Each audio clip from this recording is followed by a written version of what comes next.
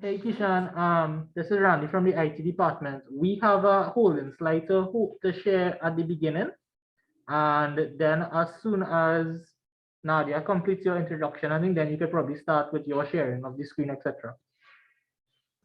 Sure, no problem. Okay. Hi, Kishan. Hello.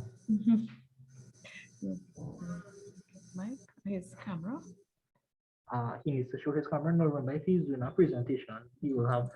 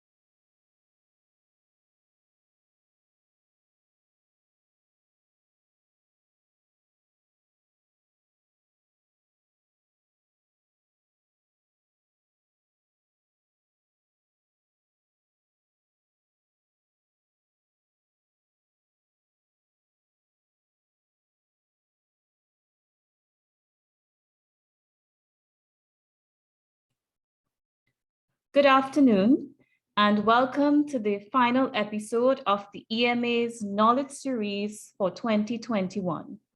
My name is Nadia Nanan, Senior Environmental Education Officer in the EMA's Public Education Unit, and I will be your chairperson for today's webinar.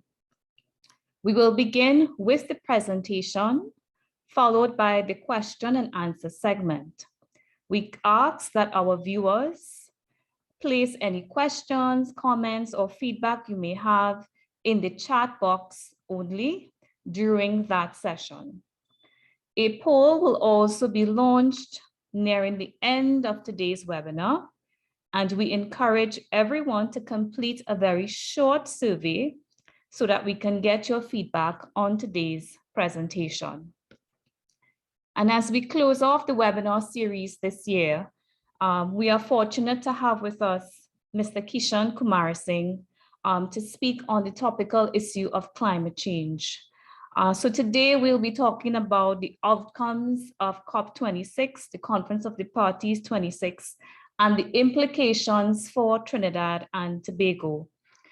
Kishan Kumarsingh is the head of the Multilateral Environmental Agreements Unit of the Environmental Policy and Planning Division of the Ministry of Planning and Development. And he is certainly no stranger to the world of climate change. Kishan has been the lead Trinidad and Tobago climate change negotiator for over 2 decades and has held various leadership positions internationally, including chair of the expert group on technology transfer, chair of the subsidiary body on scientific and technological advice to the United Nations Framework Convention on Climate Change, also referred to as the UNFCCC, co-chair of the ad hoc working group on the Durban Platform, which was the body charged with negotiating the Paris Agreement between 2013 and 2014, during which time he was able to table and secure adoption of the decision on nationally determined contributions, which now form the bedrock of the Paris Agreement. He, along with his co-chair, was able to also table and secure the adoption of what can be considered to be the zero draft of the Paris Agreement in Lima in 2014, containing the essential elements. He has successfully chaired many negotiations under the Paris Agreement and the UNFCCC over the past years. Kishan was also Trinidad and Tobago's lead negotiator for the Escazú Agreement on access to information, public participation, and justice in environmental matters in Latin America and the Caribbean. In previous incarnations, he was a marine analytical chemist at the Institute of Marine Affairs and a technical coordinator with responsibility for air pollution issues right here at the EMA.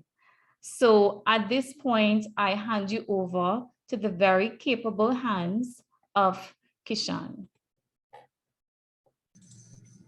Thank you very much and good afternoon, everyone. Thank you for the opportunity to share my thoughts on COP26 and what it might mean for us. And I note that I'm the last, I'm the last guest, if you want to call it that, for your series for 2021. So I feel a bit like Santa Claus. And a few months ago, I would have actually looked like Santa Claus because I had a long gray beard as well. But I wouldn't share that with you at the moment. Instead, I will share my screen, which is what contains the presentation I will give this afternoon. And you'll have to let me know if you are seeing the presentation. I see Pat saying you're not seeing me.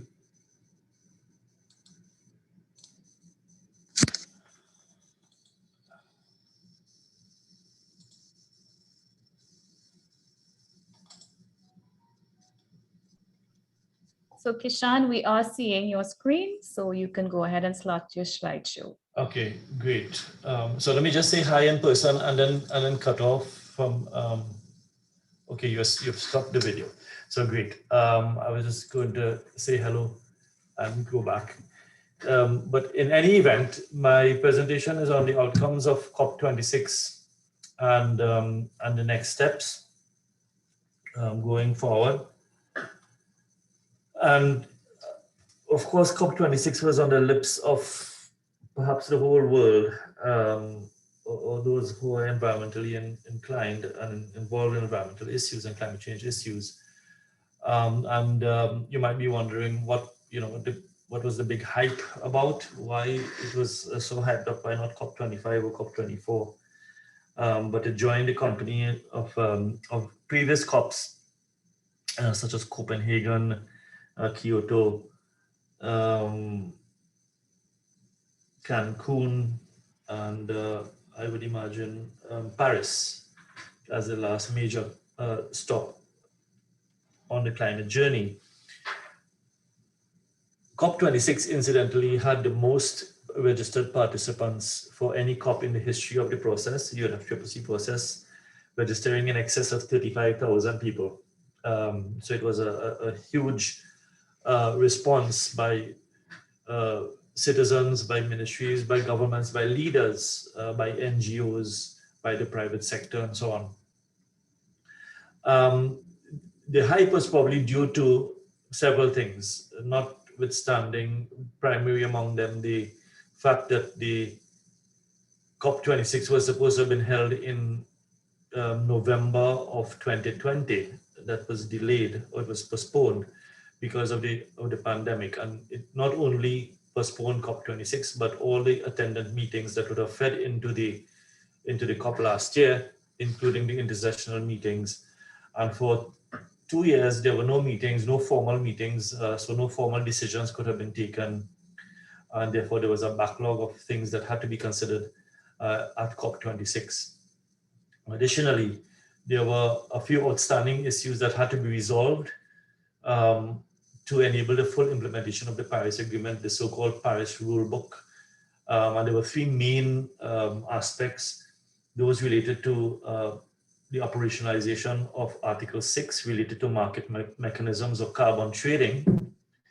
The other was for transparency and reporting. And the third was NDC cycling, or agreeing on the cycles by which countries are to commit to or submit their commitments to the UN on what they intend to do on climate change. COP26 therefore was set against the background of a damning report coming out of the Intergovernmental Panel on Climate Change that was released on August 9th, 2021, which saw the world or the latest scientific evidence suggesting that we were on track to a temperature rise of in excess of 3 degrees towards the end of the century. And in fact, the goal of the Paris Agreement, which is 1.5 degrees or 2 degrees, was to be achieved, or is to be achieved, in between 2030 and 2050, if the rate of emissions are continued. So there was a lot of anxiety going into COP26.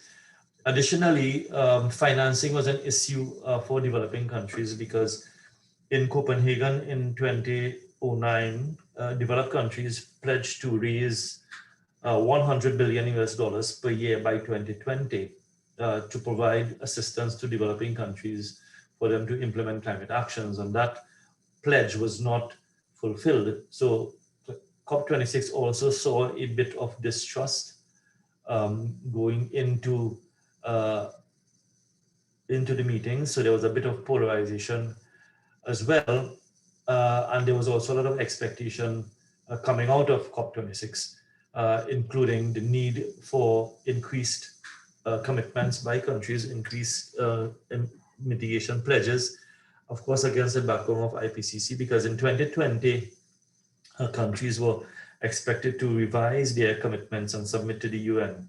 That would have reflected increased ambition or increased mitigation ambition, increased climate action, and that did not happen, at least for most countries.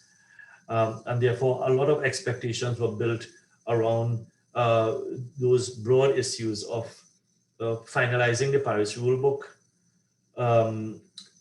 raising ambition, and raising finance ambition as well. And therefore, a lot of expectations were created for COP26. This was buoyed, in fact, by the presidency itself, the United Kingdom presidency, who had almost 2 years of diplomatic circulation, trying to bring governments on board, and they had their own vision of getting an outcome out of COP26, and a lot of diplomacy and engagements and consultations took place in the 2 years between 2019, at the end of 2019, at the end of COP25 and 2021. So a lot of expectations were also built around those diplomatic engagements. COP26 contained what I would probably divide into two parts. The first part was the formal negotiations and decisions taken thereunder, and on various issues, including what is now referred to as the Glasgow Climate Pact, which is the overarching decision on finance, on market mechanisms under Article 6, on issues related to loss and damage, on adaptation, on transparency and reporting, on NDC cycling known as common timeframes, on the global stocktake, which is a mechanism where the UN will assess the adequacy of action every 5 years starting in 2023. And the outcomes of that global stocktake is to inform countries to ramp up their ambition in order to keep on the trajectory to the Paris temperature goal. On response measures, on the gender action plan that was adopted at COP25, and on the action for climate empowerment, the so-called ACE mechanism. Then there was the other part, which took place outside of the formal, purely intergovernmental process, where the formal decisions were negotiated, which were multilateral pledges or declarations among countries, private sector, financial institutions, NGOs, and so on, businesses. And this was basically led in most part by the UK presidency in the form of announcements, declarations, pledges that gave rise to various declarations and pledges, including deforestation, issues related to deforestation, reduction of methane, phasing out of coal, the ceasing of fossil fuel financing, the increase in zero emission cars, financial commitments and pledging, and as well what I refer to, or what was referred to, is referred to by the COP presidency as the Glasgow breakthroughs, which is the collaborative intent of all countries and all entities in a collaborative and cooperative way to meet some of the objectives of the Paris Agreement and to align with the Paris Agreement and its provisions. There was also the Leader Summit speeches, which, as you know, even our Prime Minister attended, and during which they indicated their new commitments or new actions that reflected increased ambition. Then there was the bilateral USA-China joint climate declaration, and then the other one was Beyond Oil and Gas Alliance. So let me start with the overarching decision, the what is it referred to as the Glasgow Climate Pact, and I want to dwell on the title a little bit, because this decision, which was decision 1 CP26, was not an outcome of any formal agenda item, and it was basically on the volition of the UK presidency itself. And this is not new, but it is new in some ways. Many COP presidencies have advocated for and secured declarations and announcements and plans of actions and so on that have been 2 or 3 pages as part of the outcome, reflecting high-level intentions and high-level pledges. But those were termed, and I want to dwell on the title, as I said, those were termed declarations or plans of action and so on. This one was called the Glasgow Climate Pact. And pact has a different meaning from declaration. Pact really is an agreement, whereas declaration is a joint announcement or an intent. So the title of it itself signals that there was a higher level of involvement and commitment, if you want, by governments in arriving at this decision. And not only that, but the length of it was also remarkable. I think it was about 19 or 20 pages long. Whereas if you compare it to some of the previous COP outcomes, declarations and plans of action, they would have been a few pages.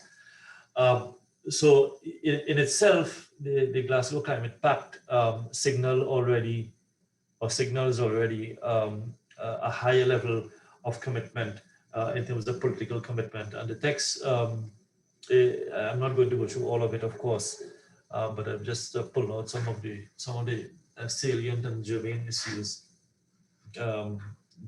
in respect of climate action and what is required by countries. So the text itself requests that countries revisit and strengthen their climate pledges by the end of 2022, which means that between now and next year, countries, including Trinidad and Tobago, would have to revisit and strengthen or increase their climate pledges by then. And we are in the process of doing that in the form of the nationally determined contribution. The text also calls for a phase down of coal and a phase out of subsidies of fossil fuels. And this is particularly significant because in the 26 years of negotiations under the Climate Change Convention, it is the first time that reference to coal and fossil fuels made it into a legal text. Because there was always opposition by various groups, or OPEC, for example, and some of the oil-producing countries, for fear of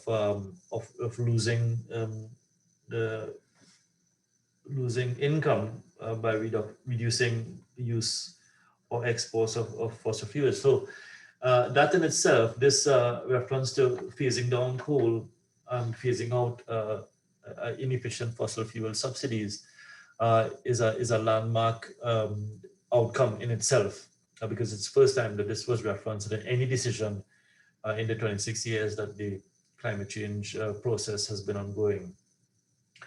The text also sets up processes towards delivering what is referred to as a global goal on adaptation, which is in the Paris Agreement itself, but what it means has not been defined fully, and this sets up a process to engage more and arrive at some definition and some objective and a process to achieving the global goal on adaptation. It speaks to pledges of higher levels of climate finance and significantly finance for loss and damage. Now, loss and damage is an issue that goes back a long way, and really it speaks to issues that go beyond adaptation. So countries can only adapt to a certain extent of climate change impacts, beyond which things are lost and permanently damaged. So, for example, you would imagine a beach being washed away by increasing sea level. That's gone. You can't adapt to that. And finance for loss and damage is always an issue advocated for by small island states. And so therefore this reference to higher levels of climate finance and finance for loss and damage was also seen, or is also seen, as a significant outcome of or inclusion rather, in the Glasgow Climate Pact. So it represents an unprecedented, lengthy and wide-ranging political decision towards a more ambitious climate response. And as I said, there was no formal agenda item mandating this decision, so there was no obligation to discuss any of this. But the fact that the UK presidency was successful in engaging countries to agree on this signaled that there was increased political will to agree on or increase ambition on climate action. In respect of the impact of the text itself, what it does first and foremost is that it places science at the center of climate action, and this has always been the call from small island states, for example, that we have to respond to the science. When you look at the debate on how to reflect reports of the IPCC in the past, where countries resisted it, this is certainly a critical outcome and a significant outcome, where the text itself places science at the center of climate action, and there's more focus on 1.5 degrees rather than the language of the Paris Agreement, which is to aim to keep temperature well below 2 degrees above pre-industrial levels and pursue efforts to limit further to 1.5 degrees. More and more there is a reference to 1.5, and therefore that lower temperature objective has now been given perhaps more focus. It also reiterates the findings of the IPCC report, thereby reflecting that science is critical in guiding policy and policy decisions at the multilateral level. It further recognizes the inadequacy of commitments of all countries, because when you add up what the emissions reductions from all of the NDCs submitted by countries and what is required to achieve that 1.5 by the end of the century, you have a deficit, an emissions deficit, or sometimes called an emissions gap. And what needs to happen is that there needs to be a further 40% reduction in emissions by 2030, and to reach net zero by middle of this decade. So it highlights the urgent need for raising mitigation ambition, and it also establishes an annual ministerial meeting. So ministers are going to meet every year to discuss issues related to the pre-2030 ambition, and that pre-2030 ambition is of course related to action to reduce global CO2 emissions by 45% by 2030. What it also does is that it establishes a 2-year what is called Glasgow Sharm el-Sheikh work program. Sharm el-Sheikh is the place where COP27 will be held in Egypt. So it's a joint work program by the current COP president and the incoming COP presidency to work on a program to define a new goal, global goal on adaptation, as I referred to earlier. There's also a pledge from developed countries to at least double finance for adaptation, which is good news for developing countries and small island states, because there's always been a disparity in terms of how adaptation is treated and relevant to mitigation. And so this pledge to double adaptation finance between 2019 and 2025 is significant for developing country parties. And the acknowledgement of the loss and damage already being caused by warming has also been on the table, and pursuant to the establishment of what is called a Santiago network in 2019, which is a network that provides a platform for sharing of experiences and so on loss and damage. COP26 basically began to operationalize this network, and therefore it was an advance. It was seen as an advance in the process for addressing issues related to loss and damage. But more significantly, in the context of financing for loss and damage, it establishes a 2-year Glasgow dialogue to discuss the arrangements for funding of activities to avert, minimize, and address loss and damage. I'm not going to read all of the slides because the slides are many, but only there for completeness in case anyone wants to read it later on. You can certainly reference it because I will send it to EMA and they can share it around. But as I said before, there was a note of deep regret in the inability of developed countries to meet their 100 billion climate finance pledge, and therefore a new climate finance goal was, or negotiations for a new climate finance goal was set in place, and a pledge to significantly increase the support to agree on that by 2024 has also been established.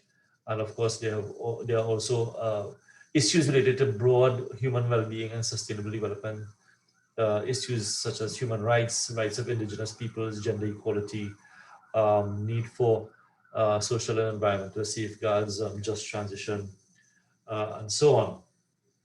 But also the need to conserve and restore natural ecosystems such as forests and other terrestrial and marine ecosystems, which were a little bit more specific in language because it replaced earlier language referencing nature-based solutions, and of course invited parties to consider further actions to reduce 2030 emissions, greenhouse gas emissions, to include methane.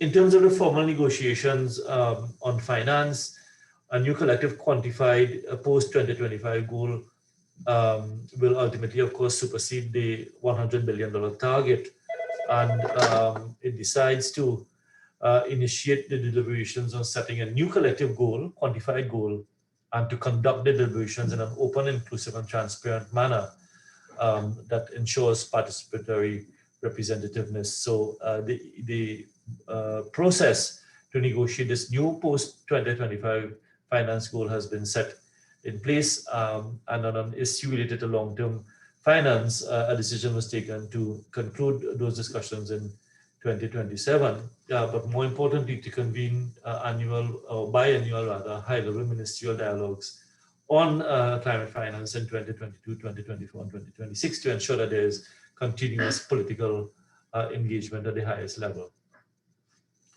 On Article 6, which speaks to carbon trading and the carbon markets, or the trading of carbon credits, decisions were finally adopted. This was languishing for about 5 years because there was disagreement on what the rules of trading should be under the provisions of the separate articles 6.2, 6.4, and 6.8, because there were issues related, for example, to, as provided in those articles and subparagraphs, related to the need for not double counting carbon credits, the need to preserve environmental integrity, the need for cancellation of some of these credits that will redound to an overall mitigation benefit in the atmosphere, and the need to have a share of the monetized proceeds of carbon trading to go into the adaptation fund to supplement and augment adaptation financing for developing countries and small and developing states in particular.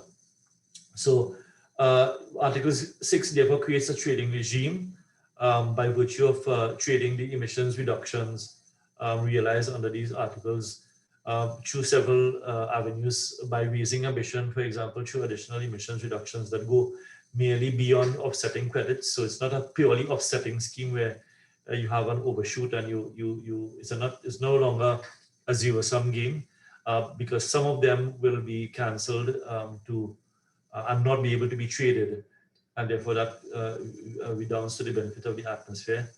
And of course, the share of proceeds to capitalize the adaptation fund, as I mentioned. And under Article 6.8, it establishes a framework to promote non-market approaches. And what is meant by that really is to look at a work program that will seek to enhance linkages between mitigation, adaptation, finance, technology transfer, and capacity building, and is open-ended and has the potential, once it is defined, to promote mitigation and adaptation ambition, and to enhance private sector engagement in NDC implementation without necessarily being engaged in a market trading type mechanism. Article 6.4 will be supervised by what is called a supervisory body that will be charged with developing methodologies and administrative requirements for further operationalizing the rules and look at other nuances related to environmental integrity and how these carbon credits are actually traded. And of course, a Glasgow Committee on Non-Market Approaches has also been established to take forward the work program and the development of climate cooperation under Article 6.8. On loss and damage, as I said, the significant outcome was that the functions of the Santiago network were finalized in the decision. And in terms of finance, the COP26 outcomes establishes a Glasgow dialogue between parties, relevant organizations, and stakeholders aimed at discussing arrangements for the funding of activities to avert, minimize, and address loss and damage associated with the adverse impacts of climate change. And you might add that this does not do anything much, but in fact it does. What it does do is it provides a platform, it provides a space, and it provides a time for discussions to take place to advance the agenda on financing. As I said again, the Glasgow Sharm El Sheikh work program on the global goal on adaptation has been developed, and as well COP26 urged developed nations to at least double their collective provision of adaptation finance from 2019 to 2025 in order to achieve this balance between adaptation and mitigation. And as well, under Article 6.4, a 5% share of proceeds, as I mentioned, will now be levied on transactions under the carbon trading schemes to capitalize the adaptation fund, which will support adaptation projects in developing countries around the world. Under Article 13, which was one of the other outstanding issues on transparency and reporting, the decision enables the full operationalization of what is now, or what is known as the Enhanced Transparency Framework under Article 13 of the Paris Agreement. And the ETF, as it is known, is an accountability mechanism that aims to promote implementation of NDCs and the flow of support for climate action. And this new set of rules and new transparency system represents one common system for all parties. So whether you're an advanced developed country party or you're a least developed country party, there is one system with some flexibility based on capacity constraints. But this system is more rigorous and it standardizes the information to be reported by parties. So for example, parties would have to account for their NDC implementation, and this parties would be subjected to international peer review, and they would have to account for why they have not achieved their NDCs in full view of the international community. The ETF does not envisage any punitive measures, but rather the old political kind of naming and shaming weapon has been used in this case, and that is why there's an international peer review. So Trinidad and Tobago, for example, will be questioned and will be reviewed and will have to answer as to why it has not, or why it is failing to, or why it has achieved its commitments. Of course, this will help to improve the quality of information and to ensure comparability of data amongst parties, but more importantly, this will help to engender trust and confidence in governments because they now know that every other party is doing the same thing that they are doing and will be subject to the same rules in terms of transparency and reporting. The last outstanding issue under the Paris rule book that had to be adopted was what is referred to as the common time frames. Now, before the adoption, I plead guilty here. Before the adoption of the Paris Agreement, ahead of COP21, specifically in 2013, countries adopted a decision that requested parties to submit what was then known as the intended nationally determined contribution, or what they intend to contribute. This was before the adoption of the Paris Agreement. And that was a decision that I presided over, actually, in fact. And parties in 2014 and 2015 submitted in an ad hoc fashion different NDCs with different time frames, ranging from 5 years to 10 years, starting in 2020. So you had a 2025 or 2030. And therefore, there was a need to reconcile this, this cycling. And therefore, the decision was finally taken that encourages all parties to submit 5-year pledges every 5 years, starting with these NDCs in 2025, covering the period from 2031 to 2035 and so forth every 5 years thereafter. So the important thing is that you have an end time, a common end time. So every party will end their commitment time at the same time, and therefore account for it at the same time, and therefore all of that will feed into the global stocktake. The periodic global stocktake will then, which will then assess adequacy and then inform parties of what they need to do next. On response measures refers to the consequences of actions typically undertaken to prevent climate change. And this was initially championed by countries heavily reliant on fossil fuels, like I said earlier, because there was a fear that increased curtailment of fossil fuel consumption can have economic implications. And negotiations on the topic. So response measures have now ballooned beyond just issues related to fossil fuel. And there's a Katowice committee on impacts, which is a committee that deals with issues related to response measures. And the discussions were preoccupied with how to implement the 6-year work program or work plan in light of the delay by COVID pandemic in the last 2 years. But in addition to the core issues of the forum, issues related to a just transition and financing just transition was also addressed, and therefore it recognizes the need to ensure just transition and the need to promote sustainable development and the eradication of poverty, and all of this creation of decent work and quality jobs and so on. It shows now that it is now beyond a fossil fuel issue, and now has to address issues related to low carbon development, climate resilient development, and just transition.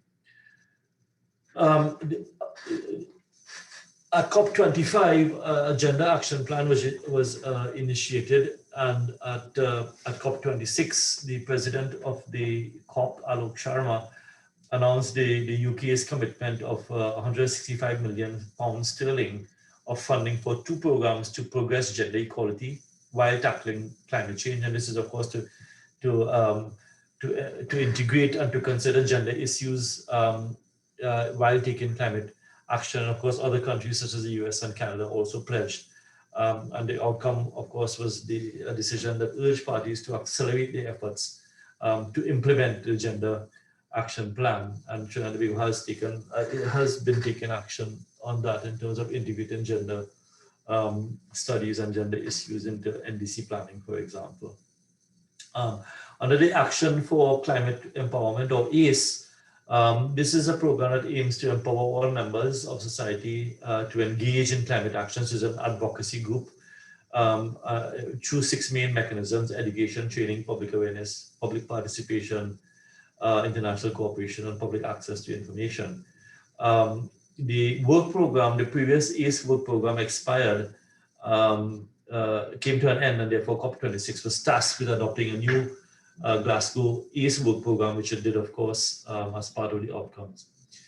That was the formal set of pure intergovernmental negotiations, but like I said, outside of that formal process, many things also happened. Other multilateral pledges and declarations that represented high-level political announcements were also tabled. So for example, there were deforestation pledges in which 2 announcements were made, where the Glasgow leaders' declaration for forest and land use, where some more than 130 countries pledged to work collectively and to halt and reverse forest loss and land degradation by 2030.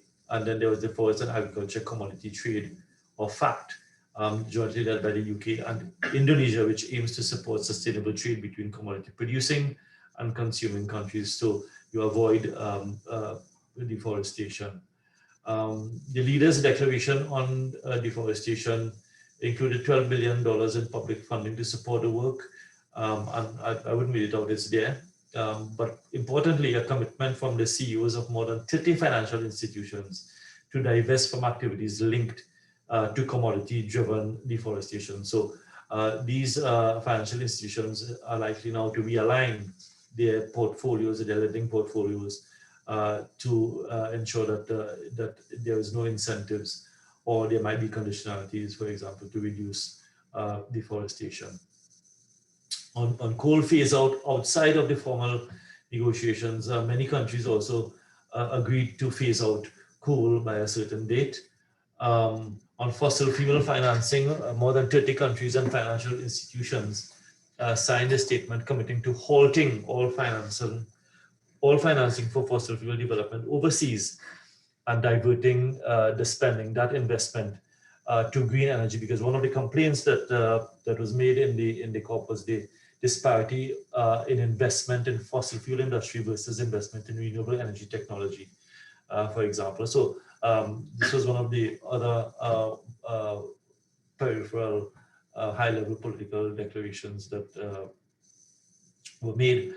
There was also one on zero-emission cars, through a declaration on accelerating the transition to 100% zero-emission cars and vans, under which, although not legally binding, a coalition of countries, cities, car manufacturers, and other organizations have indicated that it will work towards all series of new cars and vans being zero-emission globally by 2040, and by no later than 2035 in leading markets. Some countries are still yet to join that. Then there was the Glasgow Financial Alliance for Net Zero, where some 450 firms in 45 countries committed to $130 trillion towards the net zero transition. And there have been some analysis and some criticism of this, because that 130 trillion really represents the asset base of these 450 firms, and how that will be operationalized in terms of financing net zero transition will, of course, be left to be seen in the future. In terms of the Glasgow breakthroughs that was led by the UK, more than 40 countries have endorsed the agenda, which has 5 of these breakthroughs to aim for. And collectively, the goals cover more than 50% of global emissions, so that these countries will aim to address action that will see the reduction of emissions going forward. There was also power, road transport, steel, hydrogen, and agriculture, where clean power to meet needs of all countries by 2030. Zero emission vehicles, again, another commitment. Near zero steel production, affordable, renewable, and low carbon hydrogen should be made available, so investments in that will be expected to come, and of course, climate resilient, sustainable agriculture. And there were other bilateral announcements made. For example, the US-China declaration that showed the world's 2 largest greenhouse gas emitters agreeing to join hands and to address the climate crisis through this critical decade, which is the 2020 to 2030. In areas including reducing methane emissions, phasing down coal, promoting decarbonization, protecting forests, and conducting technical cooperation. And this came as a pleasant surprise, and parties were taken a bit by surprise at this announcement, and therefore cautiously optimistic that COP26 would have resulted in optimistic outcomes, given that the China and US were now seeing or looking in the same direction.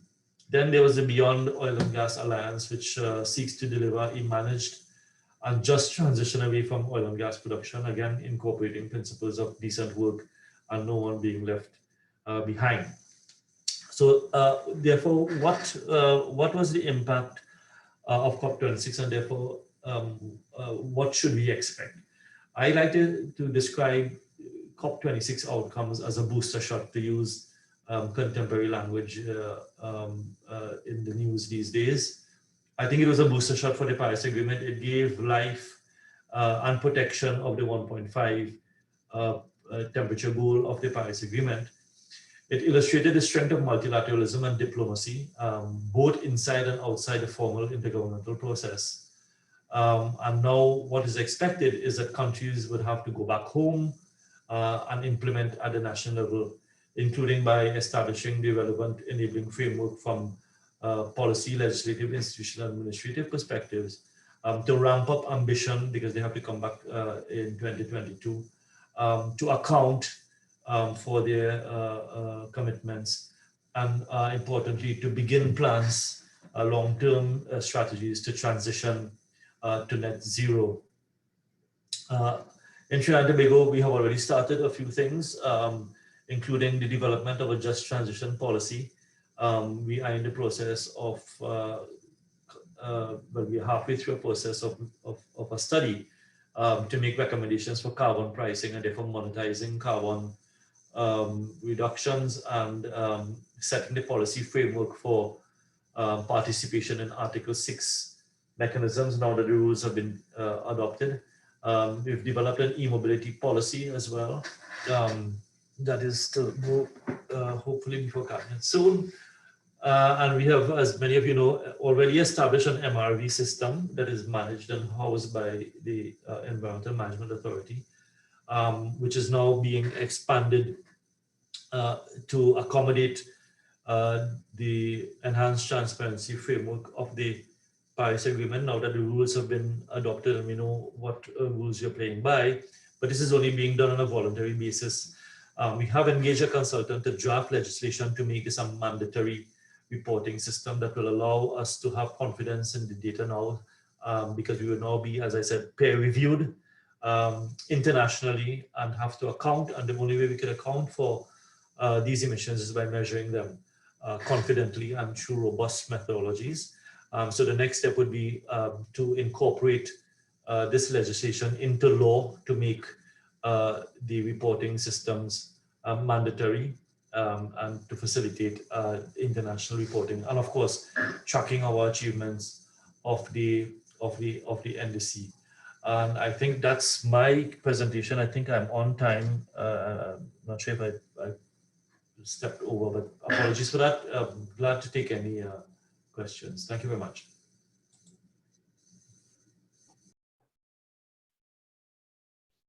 Thank you very much, Kishan, for a very information-rich presentation. I think all of our viewers really appreciated the effort that went into summarizing all of that information that came out of COP26, and to put it across in a way that we can relate to. We've had some inquiries in the chat concerning the presentation, and I think Kishan already confirmed that he will make a copy of the presentation available to the EMA, and we will then share it with our participants. Also reminding you that a recording of the webinar will be available on the EMA's website, as well as our social media pages, more so our Facebook and YouTube pages. All right, so I remind everyone to post your comments, any feedback you may have on the presentation in the chat. I'm happy to see the chat is lighting up. We do have some comments there. So I will begin. So there is a question. Is there an estimated time frame for the Trinidad and Tobago NDC update? Yes, that has already begun, and we should get that done soon, certainly in time for the new deadline of 2022. Okay, thank you, Kishan. And when is Trinidad and Tobago going to have a gender focal point? I see an additional comment there, face down. I'm not sure, maybe you can provide some clarity, but we'll deal with the first part of the question. Yeah. There is already a gender office within the Office of the Prime Minister with whom we liaise in developing projects and executing climate change related activities. So there is already a gender focal point in the Office of the Prime Minister that we liaise with, that deals overall with gender policies and everything nationally. We draw on them to integrate gender relevant issues in the climate change policy framework. Okay, thank you, Kishan. We're moving along. Will there be any plans or initiatives for green infrastructure in addition to agriculture?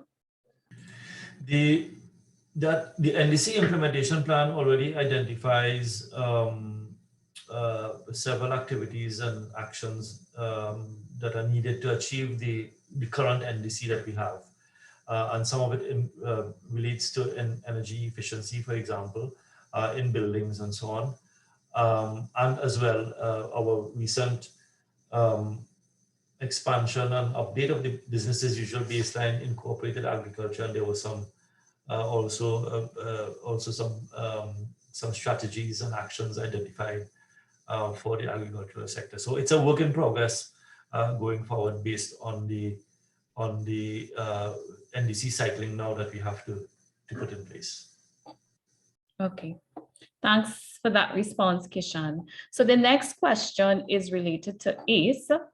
What is the official status of ACE, that is Action for Climate Empowerment, in Trinidad and Tobago, as well as consideration on youth as well as employment related to these in the public and private sector? Is there a conversation being had between the private sector and their climate responsibility? Civil society will also need to be acknowledged for their extensive work. So I know it's a bit lengthy. So Kishan, I don't know if you want to Yeah, well, maybe you should answer the first part, but yeah.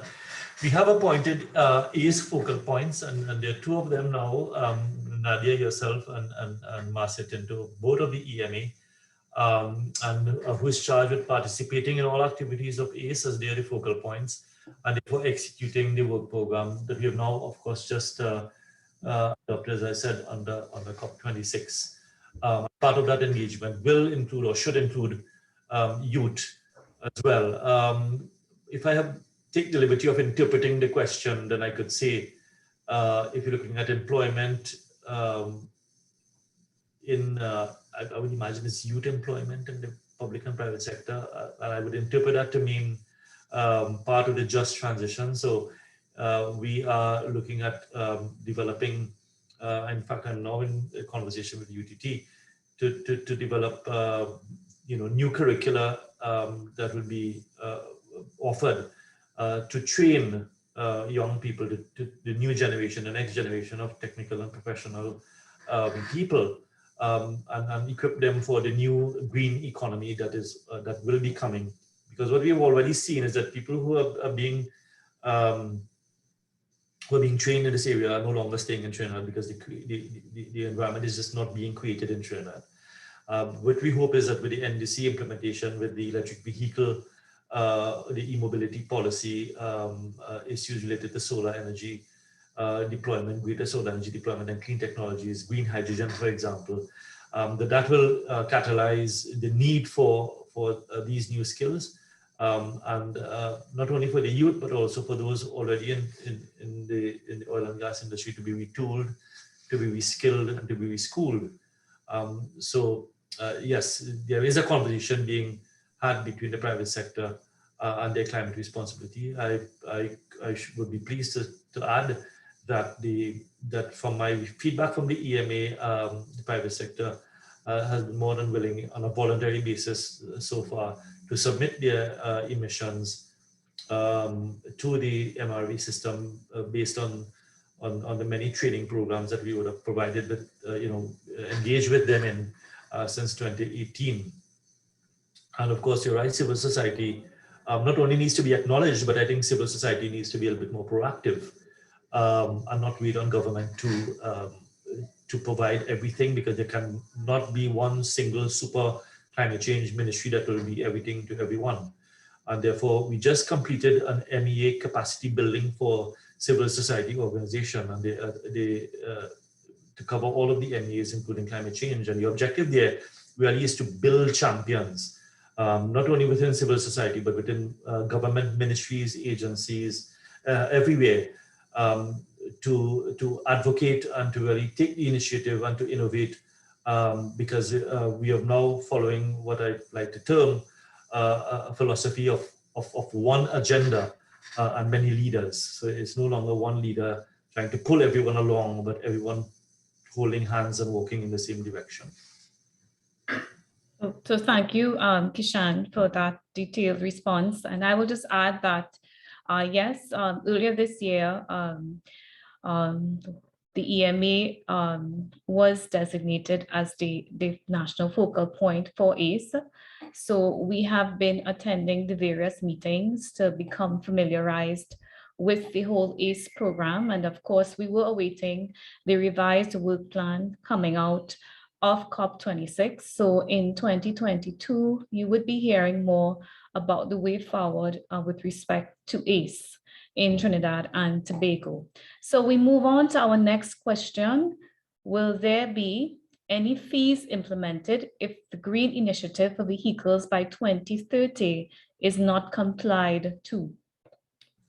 Not sure I understand the question, but there is no, I mean, the existing, at least at Trinidad and Tobago, the existing policy provision is, of course, the tax exemption from import of electric vehicles that is to start in January 2022. And if you followed the parliamentary debate yesterday on the finance bill, you'd have seen that provisions have already been made in clause 6, I think it is, for these vehicles to be exempt under the law.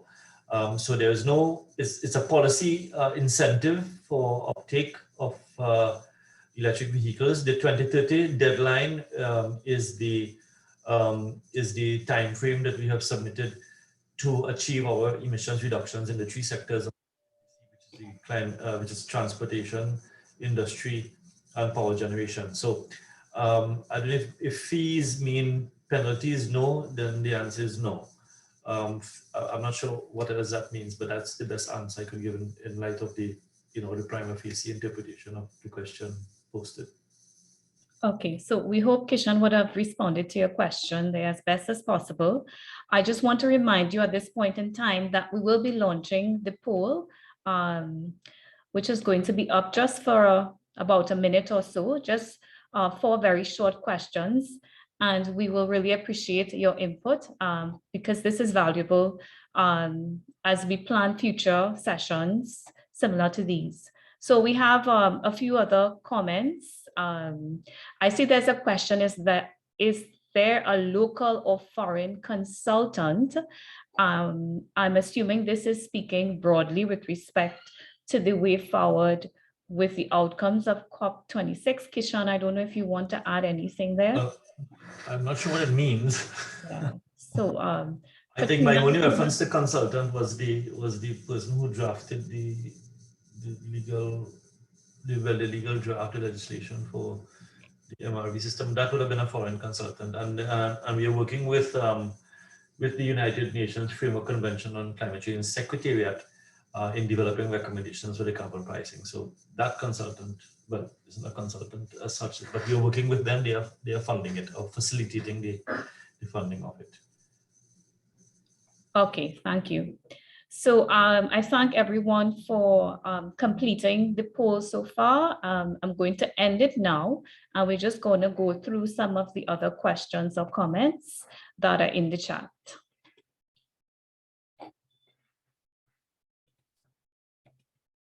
Okay, so we have an expression of thanks here for the opportunity to hear about the work being done.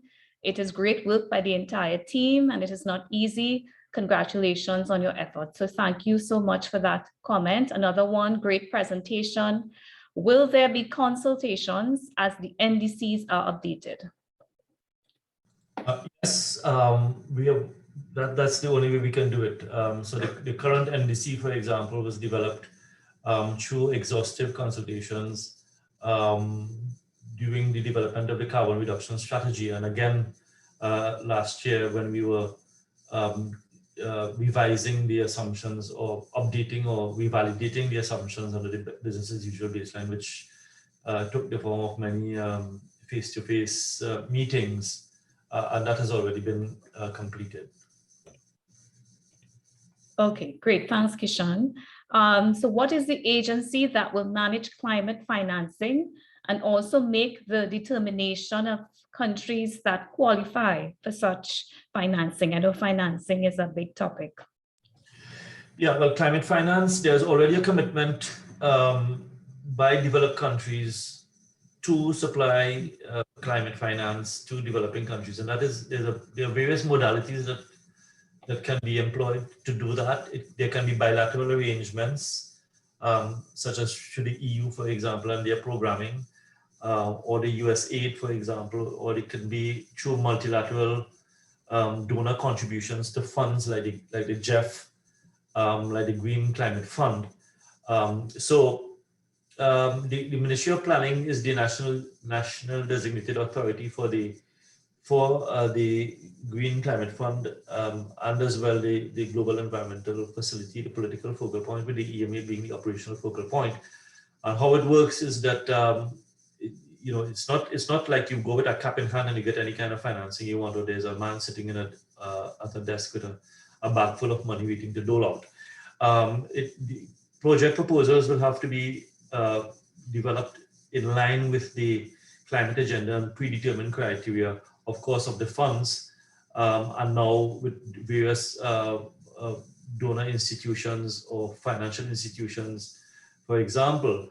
And therefore, in developing those proposals, many other issues need to be taken into consideration, such as provisions of the Sustainable Development Goals. We now know that the Paris Agreement goes beyond just climate change and looks at the eradication of poverty, just transition, decent work, indigenous peoples, women, children, gender issues, and so on. So all of these issues now have to be incorporated in project development. To do that, we usually consult with wide stakeholders to ensure that the climate, the project is it aligns with not only the lending institutions portfolio and criteria, but also in line with the development aspirations and the climate agenda of the country, which of course has to be in line with the Paris Agreement and so on. So any entity can develop a proposal, but because it is an intergovernmental process, for example, under the Climate Convention for the GCF or the GEF, it has to get the endorsement of the focal point in order to tell the GEF or the GCF that the proposal is in line with national development priorities and other SDGs and sustainable development criteria, for example. So the determination is then made by the lending entity, and that can also apply to bilateral concessional loans, for example, under IDB or others. So it's there's no one size fits all in terms of that, and there are different lending criteria, different quantum, and different thematic areas under which monies and financing is made available for climate action. Okay, thank you, Kishan. So we have had just a few comments. I don't think there are any more questions in the chat, but some of them would have provided clarity, and we may have responded to some already. We also have some thank yous for the presentation, and we appreciate all of your positive feedback. I think the last question I'm seeing there is, will there be more adaptation work being done in Trinidad and Tobago? Most things so far mention more mitigative measures apart from the financing. So this will be the last question in the interest of time that we will be passing on to Kishan for this session. If, however, after this session, there are any other questions that you may think of, you can send it to emawebinars@ema.co.tt. That's emawebinars@ema.co.tt. So Kishan, I don't know if you'd like me to repeat this last question, or do you have it? No, please repeat it, because I was going to go through all of the comments. Okay, right. No problem.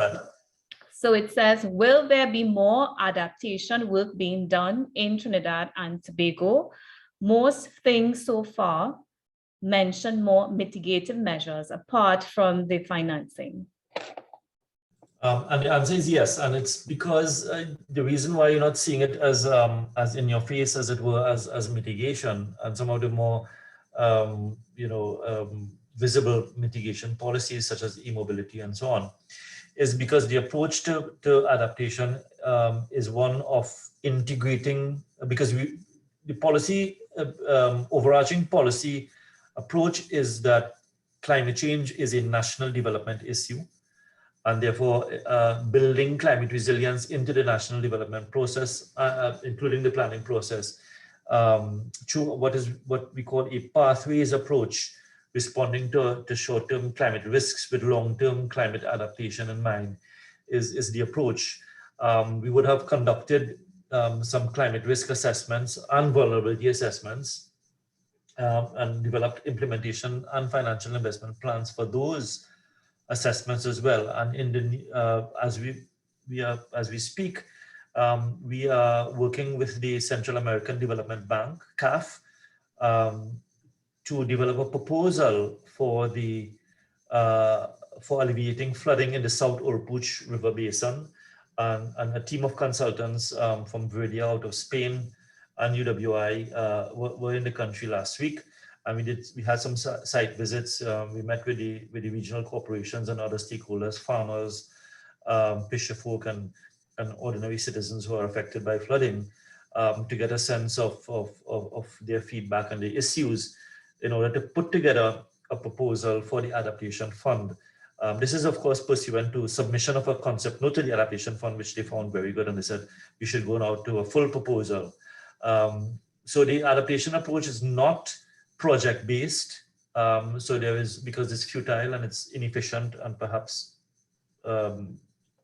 expensive, because we opt not to design, and this is the exception, this is a rule, not the exception, rather, not to design adaptation projects for impacts that will manifest itself 3-4 decades from now. Rather, it is to identify intervention options through the national development process, and through identifying climate risks, so that we have a chance to revisit those intervention options, the efficacy of those intervention options, and to build climate resilience going forward, rather than investing in expensive project-based activities that can risk maladaptation, because climate change is, as you know, accelerating. The rate of climate change is not linear. It has been underestimated by the IPCC report, as we know, and therefore things change rapidly. So therefore, it's a moving target, and therefore you can't plan for a moving target. You can only follow it as it moves. And that is exactly what you're doing with the climate risk assessment. So it's an iterative process where we assess the climate risks, assess the efficacy of the intervention options, and we will embark on, in the new year, on engagement with regional corporations and various ministries and agencies and various sectors to implement the plan for addressing climate risks, so that they can now integrate these risks into their own strategic planning and into their own PSIP, into their own budgetary process for the things that they are responsible for, whether it's water resources, agricultural planning, infrastructure planning, whatever it is.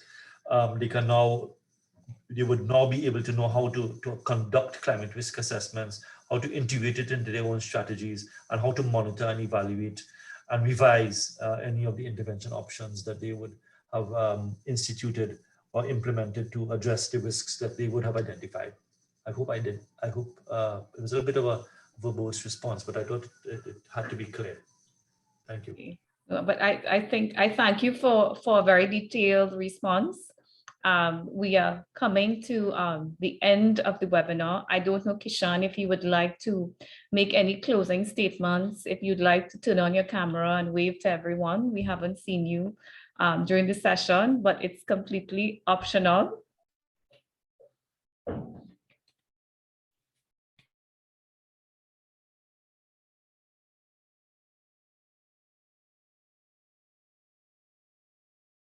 trying to disable the video, but it's not happening.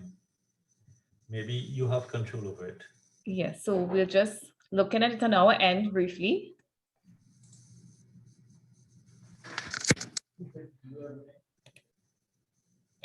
Okay, so on our end, you can, but for some reason, you may not on your end. So, No, I'm getting the same pop-up saying. okay, so is there anything you'd like to say before we close?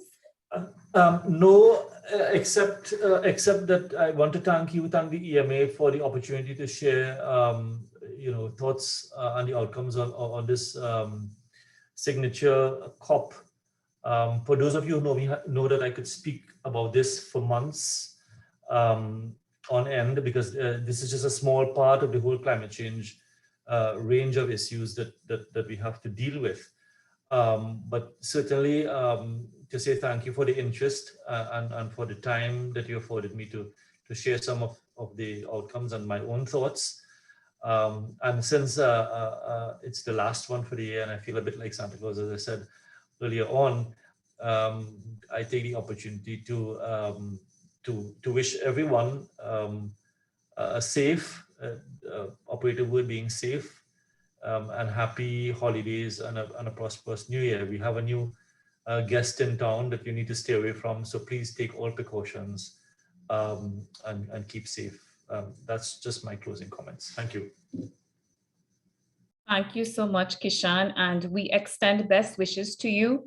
We truly appreciate the time you took to spend with us this afternoon to share all that information, and we certainly look forward to further developments coming out of COP26. So that being said, I just want to thank our viewers for also taking the time, for engaging in the discussions, for all your good tidings and your comments in terms of the presentation today, and even those who would have tuned in throughout the year for the Knowledge Series 2021. So as I leave you, I just want to remind you to continue to be safe, be responsible, let's look out for each other. And until I see you or hear from you again, take care.